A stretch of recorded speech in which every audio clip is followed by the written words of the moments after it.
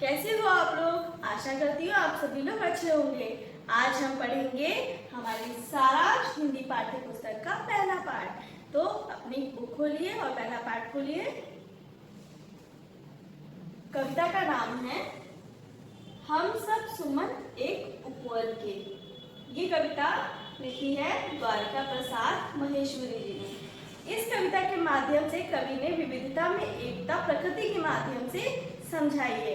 तो सबसे पहले अब हम कविता पढ़ेंगे, फिर इसको समझेंगे कि कैसे इसको समझाया गया है। हम सब सुमन एक उपवन के। सुमन का अर्थ होता है फूल, उपवन मीन्स बगीचा। तो कहा गया है हम सब सुमन यानी कि हम सब लोग सुमन यानी कि फूल, एक उपवन यानी कि प्रकृति या पृथ्वी के फूल हैं। एक हमारी धरती सबकी, हमारी धरती एक ही है जिसकी मिट्टी में जन्मे हम और जहां हम जन्मे हुए हैं। मिली एक ही धूप हमें, धूप सभी भी पृथ्वी के किसी भी कोने में चले जाओ सबको एक ही धूप मिलती है। सींचे गए एक जल से हम और पानी भी एक ही जैसा होता है। पले हुए हैं झूल झूल कर पलनों में हम एक पवन के और हवा भी हर जगह एक ही चलती है। तो इसलिए हम लोग एक ही हवा में पले हुए हैं। हम सब सुमन एक उपवन के और हम सारे एक उपवन यानी बगीचे के फूल हैं। आगे है सूरज एक हमारा जिसकी किरणें उर की कलियां खिलाती। हमारा सूरज यानी कि सन एक ही है और जिसकी किरणें यानी कि सूरज की जो किरणें होती हैं वो उर यानी कि हमारा हृदय यानी हमारा दिल की कलियां खिलाती हैं। जिस तरह से सूरज की किरणें जैसे पड़ती हैं फूलों पर तो सारे फूल की कलियां खिल जाती है, उसी तरीके से सूरज की किरणें हम पर पड़ती है तो हमारे दिल के हृदय की हमारा जीवन जो है चलने लगता है। एक हमारा चांद, चांद भी एक ही है। चांदनी जिसकी हम सबको नहलाती है। चांद की चांदनी जो होती है उसकी शीतलता हम सबको एक बराबर मिलती है। मिले एक से स्वर हमको और हम सबको स्वर, हम सबकी आवाज, हम सबकी बातें एक जैसी होती हैं। हम सबको स्वर मिला हुआ है, आवाज मिली है। भ्रमरों के मीठे गुंजन के और जो जिस तरीके से बगीचे में हम लोगों को भ्रमर यानी भंवरे के गुंजन सुनाई देते हैं उसी तरीके से हम सबकी आवाज भी हम सबको वाणी मिली है। हम सब सुमन एक उपवन के और हम सभी उपवन के यानी कि बगीचे के फूल हैं। आगे देखते हैं। रंग रंग के रूप हमारे, हम सब के अलग अलग से रूप होते हैं, हम सब अलग अलग शक्ल के दिखते हैं। आप जैसे बगीचे में जाएंगे तो अलग अलग तरह के फूल दिखाई देते हैं, उसी तरीके से हम लोगों के रंग रूप सब अलग अलग होते हैं। अलग अलग है क्यारी क्यारी और हर एक क्यारी जिस तरीके से बगीचे में हर एक क्यारी अलग अलग दिखाई देती है, इसी तरीके से हम भी जीवन में अलग ही अलग दिखाई देते हैं। लेकिन हम सबसे ही मिलकर और हम सबसे मिलकर यानी बगीचे में आप देखेंगे कि अलग अलग फूल होते हैं, अलग अलग क्यारियां होती है, लेकिन सबको मिला देंगे तो एक बगीचा यानी एक उपवन तैयार होता है। उसी तरीके से हम अलग अलग हैं लेकिन हम लोग एक पृथ्वी पर रहते हैं। है उपवन की शोभा सारी, अलग अलग फूलों से ही एक उपवन तैयार होता है और वो बहुत सुंदर दिखाई देता है। उसी तरीके से प्रकृति हम सब लोगों से भी बहुत सुंदर दिखाई देती है। एक हमारा माली और एक उपवन का एक माली होता है, उसी तरीके से हमारा माली यानी भगवान जी एक ही है। हम सब रहते नीचे एक गगन के और हमारा जो आसमान है वो एक ही है ना, आसमान वो दो चार तो नहीं है, तो इसीलिए हम एक गगन के नीचे रहते हैं। हम सब सुमन एक उपवन के और हम सब एक उपवन के फूल हैं। आगे है कांटों में खिलकर हम सब ने, जिस तरह से फूल कांटों में खिलते हैं उसी तरीके से हम भी हंस हंस कर है जीना सीखा। जिस तरीके से कांटों में एक फूल खिलता है पर उस कांटे की वजह से फूल पर कोई भी नुकसान नहीं होता। उसी तरीके से हमारे जीवन में जब दुख आते हैं, हमें दुख में भी हंसना चाहिए, मुस्कुराना चाहिए, उसका नुकसान हमारे जीवन पर नहीं होना चाहिए।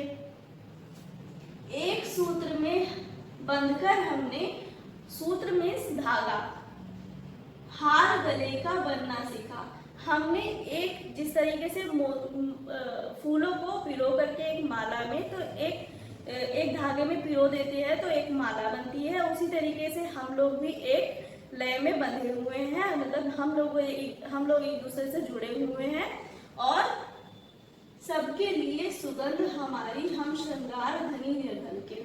और जिस तरीके से फूल जो होते हैं वो सबके लिए श्रृंगारिक, जिसकी सुगंध सबको, चाहे धनी हो यानी कि अमीर हो या गरीब हो, सबके लिए फूलों की जो सुगंध होती है वो सेम होती है। उसी तरीके से हम सब लोग एक दूसरे से जुड़े हुए हैं, चाहे धनी हो या निर्धन हो, हम सब सुमन एक उपवन के, और हम सारे लोग एक उपवन के सुमन हैं।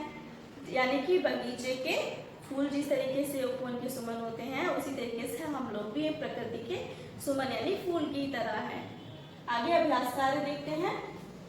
सबसे पहले कठिन शब्द है, उसको पढ़ते हैं और याद भी करते हैं। मेरे साथ साथ पढ़िएगा। सुमन, सुमन मीन्स मैंने पहले बताया आपको फूल होता है। उपवन मीन्स बगीचा, जल पानी, पवन मीन्स हवा, उर हृदय, स्वर आवाज, भ्रमर यानी भौरा, गगन मीन्स आसमान, सूत मीन्स धागा, निर्धन मीन्स गरीब। आगे देखेंगे अभ्यास कार्य में, अगला पेज देखेंगे। अभ्यास कार्य में प्रश्न दिए गए हैं, ये आपको उत्तर लिखने हैं। पहला प्रश्न है, कविता में सुमन किन्हें कहा गया है? कविता में सुमन किसे कहा गया है? कविता में सुमन हम सभी प्राणियों को कहा गया है ना। अगला प्रश्न देखेंगे, हम सब पर प्रकृति किस प्रकार मेहरबान है? हम सब पर प्रकृति किस प्रकार मेहरबान है? प्रकृति ने हमें सूरज, चांद, हवा, जल और जीवन दिया है, इसी प्रकार प्रकृति हम सब पर मेहरबान है। अगला प्रश्न है, सूरज और चांद के बारे में क्या क्या कहा है? सूरज और चांद के बारे में क्या क्या कहा है? सूरज की किरणों से सभी कलियां खिल जाती हैं और चांद की चांदनी से हमें शीतलता मिलती है। अगला प्रश्न देखेंगे, उपवन की शोभा किससे है? उपवन की शोभा किससे है? उपवन की शोभा अलग अलग रूप वाले और रंग बिरंगे फूलों और क्यारियों से है। अगला प्रश्न है, हमने किनसे किस प्रकार जीना सीखा है? हमने किससे सीखा है? फूलों से। तो हम आंसर कैसे लिखेंगे? फूलों से हमने जीना सीखा है, जिस प्रकार कांटों में भी फूल खिलते हैं, उसी प्रकार दुख में भी हमें हंसना चाहिए। तो ये हमारे हो गए प्रश्न। अगला प्रश्न देखते हैं, सही उत्तर पर ठीक का चिन्ह लगाओ। अब यहाँ पर कुछ प्रश्न दिए हैं और उसके कुछ उत्तर दिए गए हैं, उसमें से हमें सही पर टिक लगाना है। हम किसके पलने में झूल कर पले हैं? ऑप्शन दिए हैं, पवन के, माँ के, सूर्य के। हमने कविता में क्या पढ़ा था? पवन के झूले में झूलकर हम पले हैं, तो पवन पे टिक करेंगे। अगला है, किसकी किरणें उनकी कली खिलाती हैं? किसकी किरणें? सूरज की किरणें, तो हम सूरज की किरणें पर टिक करेंगे। हमारा मालिक कौन है? हमारा मालिक मैंने बताया था आपको अभी कविता में, हमारा मालिक एक ईश्वर है, तो हम ईश्वर पर टिक करेंगे। हमने एक सूत्र में बंधकर क्या सीखा है? हमने एक सूत्र में बंधकर गले का हार बनना सीखा है। इसी तरह से अगला प्रश्न है, कविता की पंक्तियां पूरी करो। इसमें कुछ पंक्तियों में अधूरे अधूरे शब्द दिए गए हैं, अधूरे अधूरे वाक्य दिए गए हैं। इसको आपको क्या करना है, कविता में देखना है, पढ़ना है और इसको लिखना है किताब में। अगला देखेंगे आगे, काव्यांश, काव्यांश का सरलार्थ लिखिए। अब यहाँ पर काव्यांश की कुछ लाइन दी गई है, काव्य की कुछ लाइन दी गई जो हमने कविता पढ़ी है और उसका हमें सरलार्थ लिखना है, यानी कि इसको सरल अर्थों में लिखना है, सरल शब्दों में इसको हमें लिखना है। तो क्या दी गई लाइन, रंग रंग के रूप हमारे अलग अलग हैं क्यारी क्यारी, लेकिन हम सबसे ही मिलकर है उनकी शोभा सारी।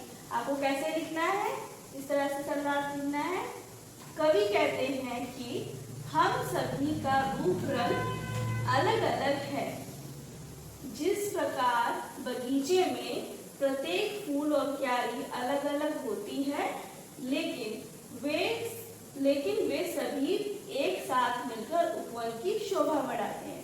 तो ये सरलार्थ हुआ। आगे देखते हैं, अगला प्रश्न है, काव्यांश पढ़कर उत्तर लिखिए। एक काव्यांश दिया गया है और उसी से रिलेटेड कुछ प्रश्न पूछे गए हैं, हमें उसके उत्तर लिखने हैं। तो काव्यांश पढ़ते हैं सबसे पहले। सूरज एक हमारा जिसकी किरणें उनकी कली खिलाती, एक हमारा चांद चांदनी जिसकी हम सबको नहलाती, मिले एक से स्वर हमको हैं मीठे भ्रमरों, मिले हमको हैं भ्रमरों के मीठे गुंजन के। तो प्रश्न दिए गए हैं उससे रिलेटेड का, सूरज कितने हैं, आपको मैंने बताया था सूरज एक ही है, तो यहाँ लिखेंगे उत्तर में सूरज एक है। चांदनी क्या करती है, मैंने कविता में बताया था चांदनी हमें शीतलता प्रदान करती है, तो हम क्या करेंगे, लिखेंगे आंसर, चांदनी हमें शीतलता प्रदान करती है। अगला प्रश्न है, भ्रमरों का गुंजन कैसा है, भ्रमरों का गुंजन मीठा है। आगे देखेंगे, यहाँ पर पर्यायवाची शब्द दिए गए हैं, समान अर्थ वाले शब्दों को पर्यायवाची शब्द कहते हैं। जिन शब्दों का अर्थ समान निकलता है उनको पर्यायवाची शब्द कहते हैं। नीचे ऐसे शब्द दिए जा रहे हैं, विद्यार्थी इन्हें समझे और याद करें। ये कुछ शब्द दिए गए हैं, इनके पर्यायवाची भी साथ में दिए गए हैं, इसको आपको याद करना है। पढ़ते हैं, पवन, पवन का पर्यायवाची क्या होगा, हवा और वायु। चंद्रमा, सोम चांद। भ्रमर, भौरा अली।